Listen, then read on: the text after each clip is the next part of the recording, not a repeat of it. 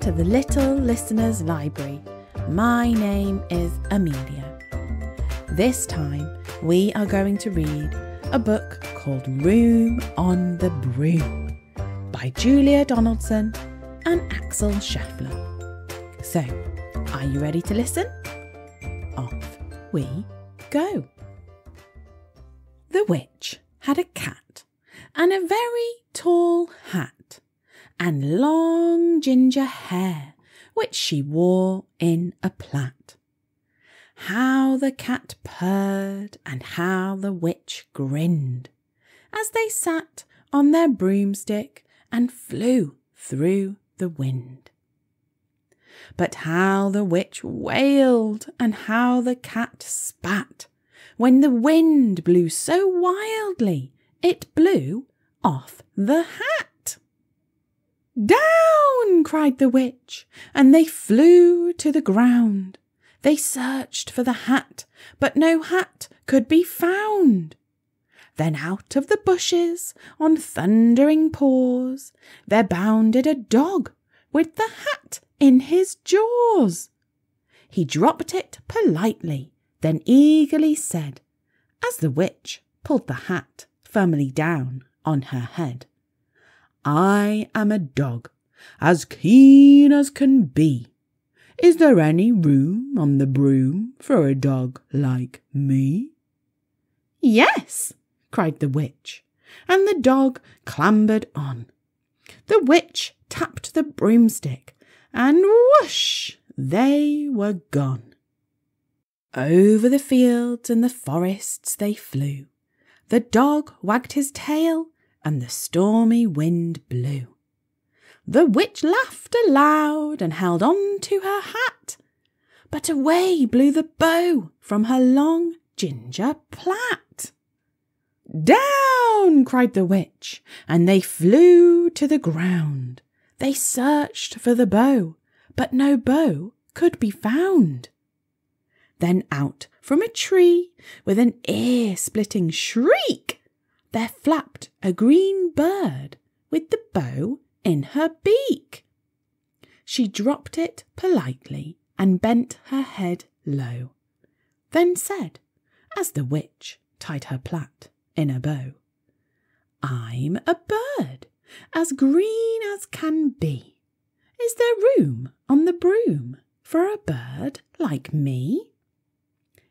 "Yes," cried the witch, as the bird fluttered on. The witch tapped the broomstick, and whoosh, they were gone. Over the reeds and the rivers they flew. The bird shrieked with glee, and the stormy wind blew. They shot through the sky to the back of beyond. The witch clutched her bow, but let go of her wand. "Down!" cried the witch, and they flew to the ground. They searched for the wand, but no wand could be found. Then, all of a sudden, from out of a pond, leapt a dripping wet frog with a dripping wet wand. He dropped it politely, then said with a croak, as the witch dried her wand on a fold of her cloak, "I am a frog, as clean as can be. Is there room on the broom for a frog like me?" "Yes," said the witch, so the frog bounded on. The witch tapped the broomstick, and whoosh, they were gone. Over the moors and the mountains they flew. The frog jumped for joy, and the broom snapped in two. Down fell the cat and the dog and the frog. Down they went tumbling into a bog. The witch's half broomstick flew into a cloud, and the witch heard a roar that was scary and loud. "I am a dragon, as mean as can be, and I'm planning to have witch and chips for my tea." "No!" cried the witch, flying higher and higher. The dragon flew after her, breathing out fire. "Help!" cried the witch, flying down to the ground. She looked all around, but no help could be found. The dragon drew nearer and, licking his lips, said, "Maybe this once I'll have witch without chips." But just as he planned to begin on his feast, from out of a ditch rose a horrible beast. It was tall, dark and sticky, and feathered and furred. It had 4 frightful heads. It had wings like a bird. And its terrible voice, when it started to speak, was a yowl and a growl and a croak and a shriek. It dripped and it squelched and it strode from the ditch, and it said to the dragon, "Buzz off, that's my witch." The dragon drew back and he started to shake. "I'm sorry," he spluttered, "I made a mistake. It's nice to have met you, but now I must fly." And he spread out his wings and was off through the sky. Then down flew the bird, and down jumped the frog. Down climbed the cat, and "Phew!" said the dog. And "Thank you, oh, thank you," the grateful witch cried. "Without you, I'd be in that dragon's inside."